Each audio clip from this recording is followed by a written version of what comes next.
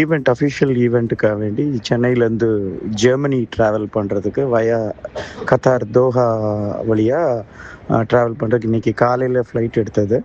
அது ஃப்ளைட் எடுத்து it went to தோஹாவில் இறங்கி டிரான்சிட் ஒரு 2 hours அண்ட் அடுத்த ஃப்ளைட்லேயும் ஏறிட்டோம். Flight was taking off and flight ஒரு 20 minutes பறந்ததுக்கு அப்புறம் ஏர் ஸ்பேஸ் வந்து க்ளோஸ் பண்ணிட்டாங்கன்னு சொன்னனால the pilot was trying to take another route. அந்த ரூட்டில் போகலான்னு ட்ரை பண்ணி அப்ரூவலுக்காக வேண்டி ஆன் ஏர்லே he was rotating. And then after circulating for more than 20 minutes, he didn't get any positive response. அதனால் அவர் அங்கேருந்து அப்படி கீழே திருப்பி தோஹாக்கே ரிட்டர்ன் பண்ண வேண்டிய சூழ்நிலை அப்படின்னு சொல்லி திருப்பி தோஹாக்கே வந்துட்டார்.